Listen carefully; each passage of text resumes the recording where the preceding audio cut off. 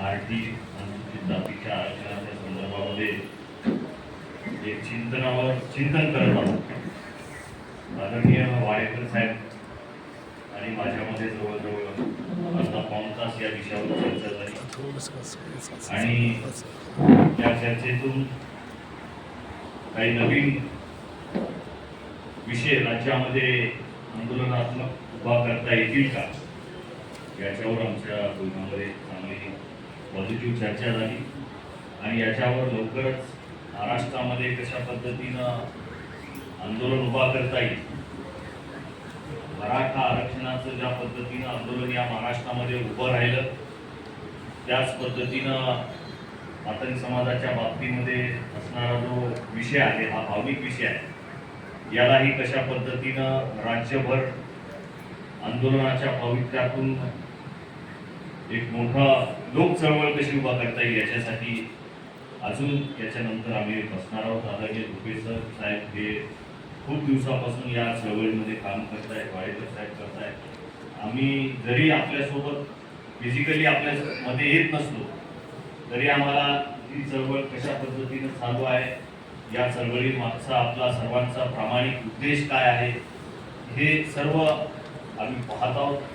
चळवळीतले कार्यकर्ते असल्या कारणानं वेगवेगळ्या विचारधारा आपण सर्वजण घेऊन जात असतो आणि वेगवेगळ्या विचारधारा घेऊन जात असताना एकमेकावर संशय घेत असतो. ही आपली विचारधारांची एक वेगवेगळ्या पद्धतीची प्रवृत्ती असते. परंतु शेवटी ज्या समाजात आपला जन्म झाला त्या समाजाचा उद्धार करणं हे आपलं कर्तव्य असतं, ही आपली जिम्मेदारी असते. या बाबासाहेब आंबेडकरांच्या विचाराला मानणारी आपण सर्वजण माणसं आहोत. म्हणून मातंगच नाही तर चर्मकार असतील, घोर असतील, भंगी असतील, विदर्भातले कैकाडी असतील, मानगारोडी असतील, या सर्व समाजांना समाजाची वज्रमुख या आंदोलनातून आपल्याला बांधायची. चळवळ उभी करत असताना त्याच्यामध्ये जागृती निर्माण करणं फार महत्वाचं असतं आणि ही जागृतीचं काम सध्या महाराष्ट्रामध्ये वाडेकर साहेबांच्या माध्यमातून होत आहे. ही प्रचंड चांगली गोष्ट आहे आणि आमच्यामध्ये चर्चेमध्ये ही गोष्ट प्रकर्षाने जाणवली की वरच्या लेवलला म्हणजे जर मंत्रालयात गेलो तर एकही IAS अधिकारी मातंग समाजाचा नाही. ही फार दुर्दैवाची गोष्ट आहे. म्हणजे हा जो मुद्दा आहे हा राज्यव्यापी पॉलिटिकल लीडर किंवा पॉलिटिकल सरकारच्या माध्यमातून प्राप्त करण्याचा हा मुद्दा आहे आणि याच्यामध्ये तिथं पाठपुरावा करणारी माणसं अधिकारी त्या प्रशासनातली असणं गरजेचं आहे. म्हणजे आपले एक वारे साहेब आहेत जे भारतीमध्ये सध्या आहे. एक व्यक्ती जर एका मोठ्या पदावर असेल तर त्या समाजाच्या शेवटच्या विद्यार्थ्याला सुद्धा तो न्याय देऊ शकतो, एवढी ताकद एका अधिकाऱ्यामध्ये असते.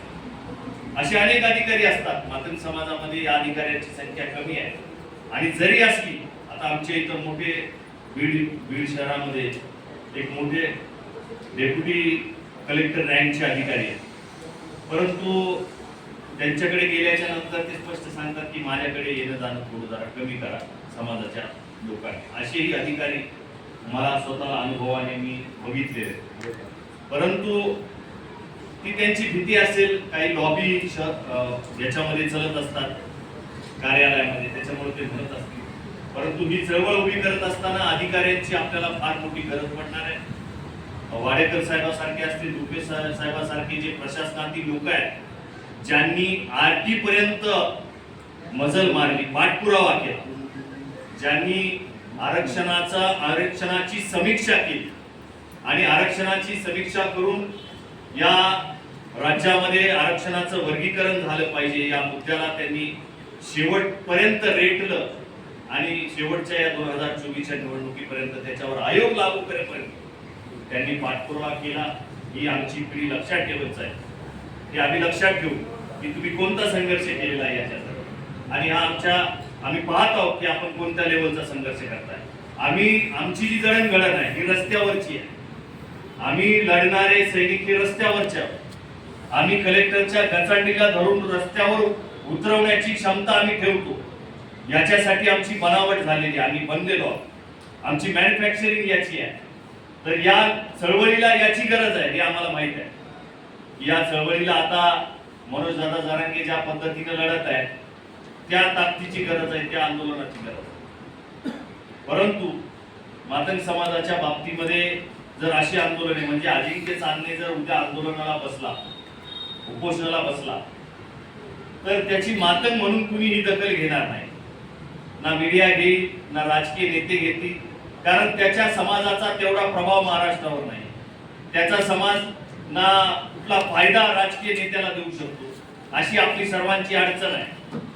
तर ही अडचण आपण सर्वांनी लक्षात घेऊन भविष्यामध्ये या वर्गीकरणाच्या लढ्यासाठी बौद्धिक पातळीवर कशा पद्धतीनं आपल्याला खुराक शेवटच्या माणसापर्यंत पोहोचवता येईल याच्यासाठी गावागावामध्ये आपण जाऊन याचा प्रचार करूया. भविष्यामध्ये याचं मोठं आंदोलन लोक चळवळ महाराष्ट्रामध्ये उभं राहणार आहे. या चळवळीला डेमोक्रेटिक पार्टी ऑफ इंडिया म्हणून आमचा पूर्ण ताकदीनं पाठिंबा असेल.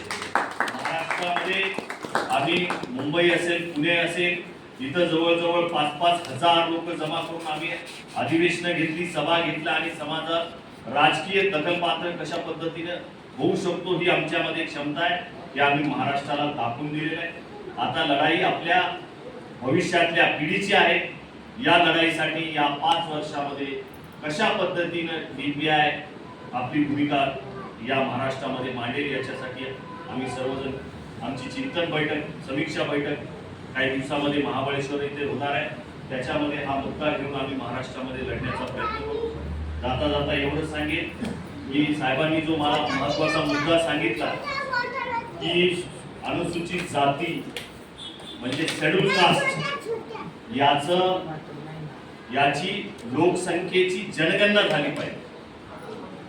हा जो मुद्दा आहे हा प्रचंड अभ्यासपूर्ण आणि महत्वाचा मुद्दा मला त्या ठिकाणी साहेबांच्या चर्चेत की अनुसूचित जातीचं लोकसंख्येची जनगणना झाली पाहिजे.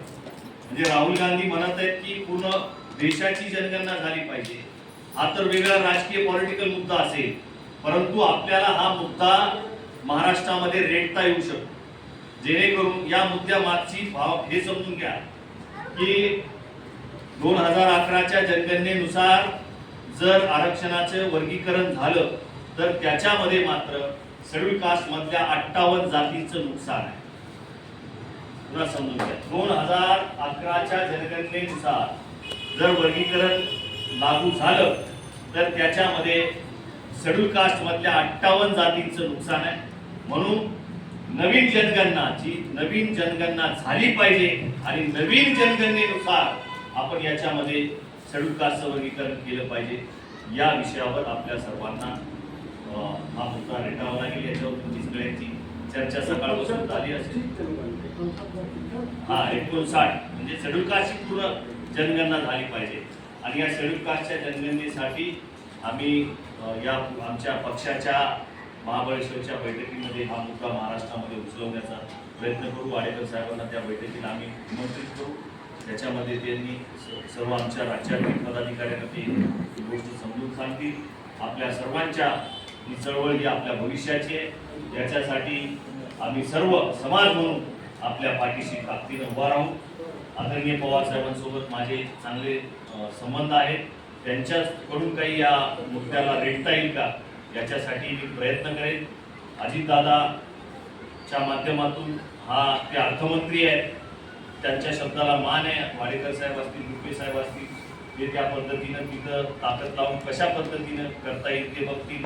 आपल्यामध्ये भाजपचे पदाधिकारी आहेत, भाजपचे आमदार आहेत, ते फडणवीस साहेबांकडे जाऊन त्या पद्धतीनं ताकद लावतील. आपली माणसं विधान भवनामध्ये आणि संसदेमध्ये नसल्यामुळं ही आपली प्रमुख अडचण आहे. ती अडचण जरी असली तरी आपली माणसं मोठमोठ्या नेत्यांच्या जवळ आहेत. त्या सर्वांनी ही ताकद आपली समाजाची तिथं दाखवणं गरजेचं आहे. या 2024च्या निवडणुकामध्ये मी जे समीक्षा केली, जे चिंतन केलं, त्याच्यातून माझ्या ही गोष्ट लक्षात आली की महाराष्ट्रामध्ये मातंग समाज राजकीय दखलपात्र झालेला आहे. ते माझं स्वतःचं ऑब्झर्वेशन आहे. पॉलिटिकल चळवळीमध्ये आहे, पॉलिटिकल मुवमेंटमध्ये मी काम करतो. म्हणून महाराष्ट्रामध्ये मी सभा घेतल्या, त्या सभेमध्ये माझ्या ही गोष्ट लक्षात आली की मातंग समाज हा राजकीय दखलपात्र झालेला आहे. फक्त त्याला आणखी प्रेशर महाराष्ट्रामध्ये क्रिएट करणं गरजेचं आहे आणि त्याच्यासाठी आपली जी मुवमेंट आहे ही जी चळवळ महाराष्ट्रामध्ये उभी राहिली, या चळवळीतून समाज आणखी दखलपात्र होईल आणि आपली माणसं विधान भवनामध्ये आणि संसदेमध्ये कशी जातील याच्यासाठी आपण सर्वांनी प्रयत्न करणं गरजेचं आहे. तो दुसरा मुद्दा आहे, आपण सर्वांनी या चळवळीला ताकद देऊ. माझा स्वतःचा पक्ष आणि मी या चळवळीला ताकद देण्याचा प्रयत्न इथून पुढं या महाराष्ट्रामध्ये करणार आहोत. आपण सर्व जिल्ह्यातील पदाधिकारी कार्यकर्ते या बैठकीला उपस्थित राहिला. जिल्ह्याचा एक कार्यकर्ता म्हणून आपल्या सर्वांचे आभार व्यक्त करतो आणि सर्व बाहेरून आलेल्या पाहुण्यांचे मी बीड जिल्ह्याच्या वतीने स्वागत करतो. जय भीम, जय लढू.